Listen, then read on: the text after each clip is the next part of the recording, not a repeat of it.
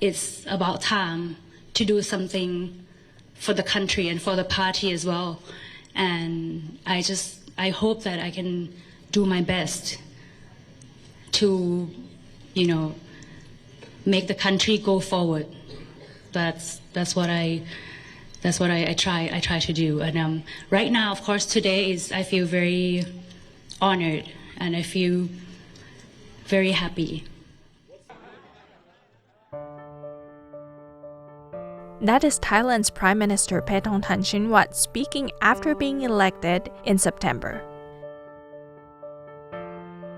According to Associated Press's report, her party Pheu Thai formed a government headed by Srettha after members of the Conservative Senate refused to endorse the Prime Minister nominated by the Progressive Move Forward Party, which won the most seats in last year's general election.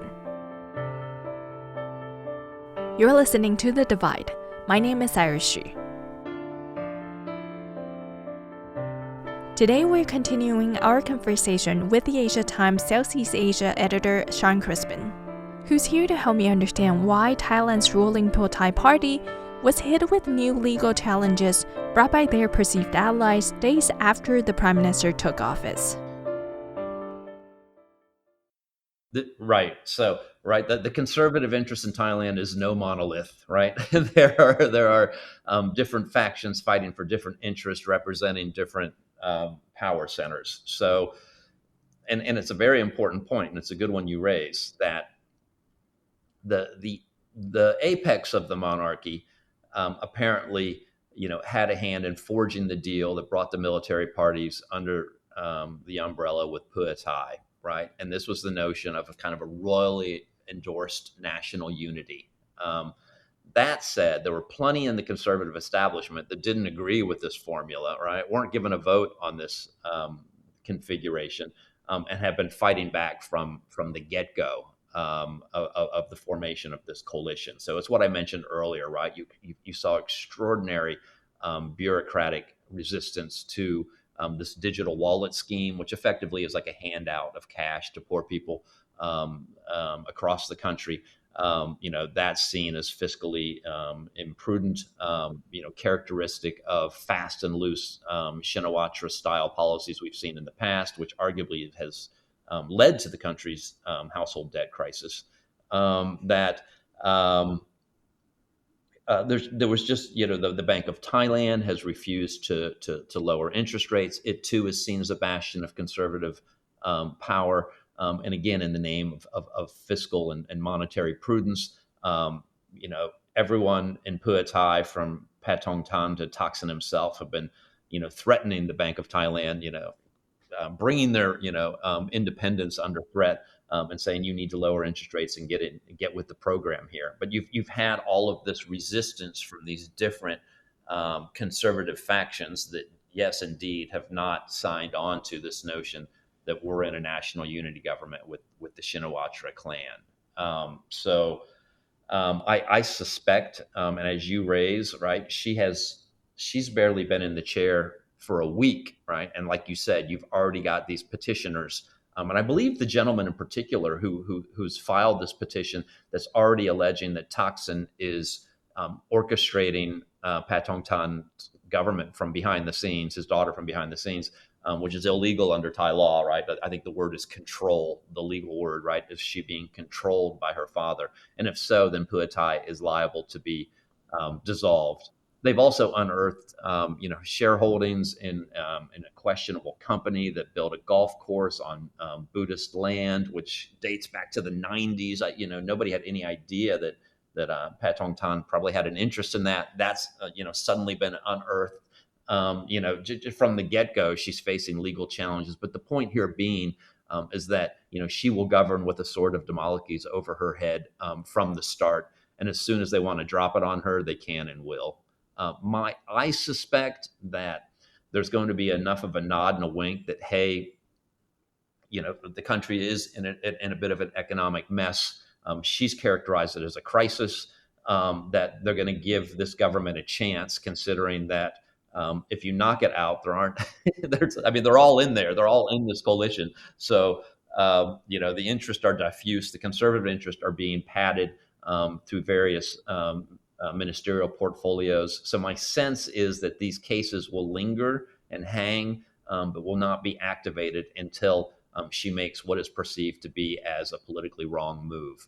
That could be a political amnesty for, some of these lèse majesté prisoners. That could be, again, an amnesty that brings back her aunt, Yingluck Shinawatra, who's still in exile after the 2014 coup. So they've made it very clear, that she's very much in a vice, before she even really starts to govern. And that as soon as they want to, put the last squeeze on that vice, they have the legal means to do so. What about Thailand's economy? Thailand's household debt is at 91% of GDP, and I believe that's the second highest in Asia after Australia. And that's obviously a more Western model. Thailand has not bounced back from COVID like other regional countries. That's partially because of its hyper reliance on tourism. And as I mentioned earlier, the Chinese tourists just have not come back. And for various reasons, China's own economic softening, government policies that are not promoting, the outpush of tourists like they did before COVID. And as I mentioned earlier, just Chinese fear of coming to Thailand, that they might be dragooned into these scam centers across the Myanmar border. This was something that was popularized in a couple of films in China, where Thailand was not clearly the country, but anyone reading between the lines knew that this is what the film was about. So Thailand has not bounced back like some of its regional peers. There's also the problem, and it's wrapped into the household debt problem of hidden debts in the economy. Any analyst who's being honest with itself acknowledges that Thailand's non-performing loans in the system are way higher than the Bank of Thailand is acknowledging. There have been various rehabilitation, restructuring schemes that are masking the true level of distress at the SME level. Now, this was something that a lot of analysts looked the other way on. A lot of countries in the region did this at the time because COVID was so devastating, and I don't think anyone wanted to put on their balance sheets that suddenly, NPLs are 20% of the economy. And there was a forbearance, if you like, even in the analyst community. But now that COVID's passed and a lot of the other regional peers are accelerating. Vietnam's doing very well, Malaysia's doing well, the Philippines is doing well, and Thailand is lagging. And I think what people have missed to date, and this is contributing to this debt crisis, if you like, is that Thailand's SMEs have not bounced back with tourism, and now face the double whammy of Chinese dumping into the Thai economy. So while these Western nations, Canada, the U.S., and Europe, are starting to throw up protectionist barriers against what they see as Chinese overcapacity, Thailand just lacks the political clout. It is economically so dependent on China that it doesn't have the wherewithal, at least not yet, to impose its own sort of protectionist barriers. And so China is just dumping wholesale, and it has something to do with regional proximity as well, into the Thai economy, and it's serving as a death knell for thousands of these SMEs. And so the reason I mention that is because when I say SME, oftentimes that can be an individual that took out a personal loan, but it was really for business purposes, right? So Thailand has hundreds of thousands of SMEs, but they're the backbone of the economy. And unless Paetongtarn does something about this Chinese dumping, this debt crisis is only going to get worse as these SMEs go increasingly belly up, faced with Chinese dumping. So that's kind of the heart of the economic dilemma that Paetongtarn will face. And the questions obviously are, does she have any answers? And she herself has characterized the situation as a crisis. And again, I'm putting that in parentheses. In response to the concerns about the trade imbalance between China and Thailand, the Chinese embassy in Thailand told the media that the trade relationship is market-driven and influenced by supply and demand. The embassy says that China adheres to a mutually beneficial and win-win opening up strategy. But is it really the case? Right, right. I haven't looked at the latest deficit figures, but you see how the U.S. Has politicized trade deficits with China. Thailand, I think is could make the same case if it decided it wanted to grow the political gonads to do so. But they haven't done that yet. In hope of there are a couple hopes here, right? From the Thai side of China. And some of this was articulated in Thaksin Shinawatra's speech, his kind of like "I'm back" speech he gave 2 weeks ago, where he effectively put forth, all of his formulas and prescriptions on how to fix the Thai economy, as though he were ruling the country himself. This is part of the criticism that's already been heaped on Paetongtarn. And he spoke to the hope that China would because Chinese EVs are kind of devastating Thailand's own auto industry here, which is being dominated by the Japanese that have been so slow to get on the EV bandwagon.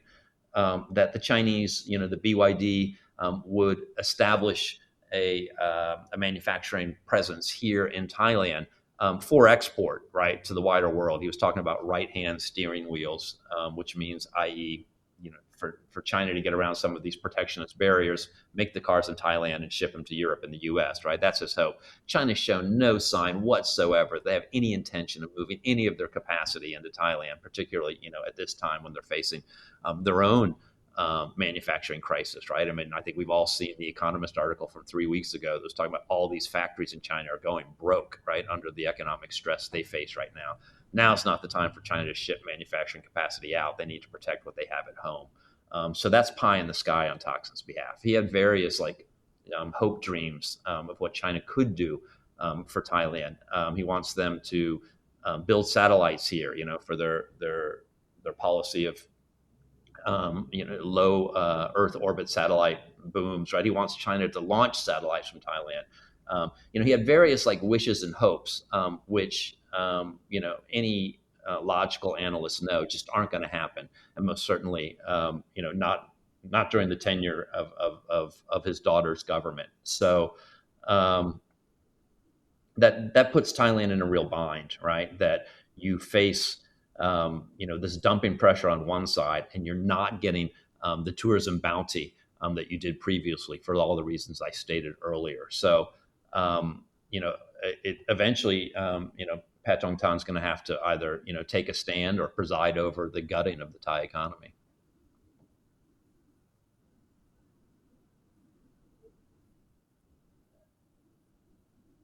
According to news report, Thailand's government is considering building a land bridge that would connect the Pacific and the Indian Oceans to resolve the overcrowding in the Strait of Malacca and to boost the economy at the same time. Thailand has toyed with the notion of digging a canal across its Kra Isthmus, a Panama Canal style for centuries, right? And this obviously has not yet come to fore. Got military elements from time to time, broach this notion, and it's never quite clear. Do they just want the money to do the research, and decide whether or not it's feasible or not, and then they put a couple $1 million in their pocket and they don't really care, or are they finally serious this time? So the reason this government, or if you like, Seta's government, broached the land bridge. This first and foremost is a reflection of the fact that Thaksin's old guard, right, so when he governed from 2000 to 2006, they first put forward this notion of a land bridge, right? So this is really dusting off an old idea that obviously some of these guys have a vested interest in. Who knows? Maybe they own the land where they want to put the land bridge, right? But economically, the project makes very little sense, right? Imagine, a massive ship with these containers, and they land on the Andaman seaside. They have to completely empty the boat, put all of the containers on trucks, drive them across, the isthmus, right, for 100 kilometers, and there awaiting is an empty boat, right, where you have to fill the boat, and then float it up to Japan, China, or Korea, or whatever it may be. It makes little to no economic sense whatsoever. Ask any serious economist, and it's a total boondoggle notionally. Now, who might want this sort of a facility for strategic interest? Clearly China, right? China would love to have an outpost on the Andaman Sea, i.e. looking to the Indian Ocean, in the name of protecting its trade, which is what we see China is doing worldwide, right? Where they help build a port, and then ideally, they get to put naval assets there to protect trade. But obviously, this can have wider geostrategic implications and significance. So, China has been named as someone who might be interested in this land bridge notion.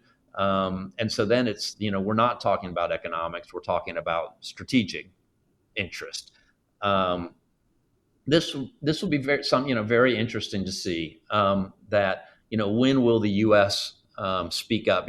Thailand has long been a U.S. strategic outpost. The U.S. has access to various airfields, which they used for their campaigns in Afghanistan and Iraq. This is a long time, dating back to the Vietnam War, a U.S. strategic outpost. So if the U.S. were to perceive that this land bridge somehow represented a threat to, obviously, its key strategic leverage in the region, right, the Straits of Malacca, in a conflict situation, we all know, one of the first things the U.S. could do, through its facilities in Singapore, would be to, block the Straits of Malacca to Chinese trade, strangle their energy and food imports, and, put pressure on China in that way.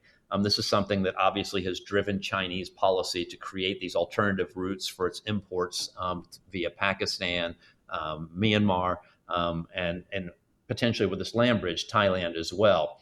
If the U.S. were to perceive that, hey, this land bridge is a threat to that choke point, I'm sure the pressure will start to come down on Bangkok pretty fast and hard that, hey, we don't like this idea. You have not yet seen the U.S. Make any noise about it. SETA was cheeky and asking the U.S. if they'd like to invest in the land bridge too. I was at an event where he actually said that publicly to the U.S. ambassador here in a room full of 1,000 American investors. I think Washington's smart enough to know that this is probably something that's not actually going to happen for all of the economic reasons stated. But if it started to look seriously like China was going to make this a component of its Belt and Road Initiative, and they were going to bankroll the whole thing regardless of its ill economics, then you might start to hear Washington speak up.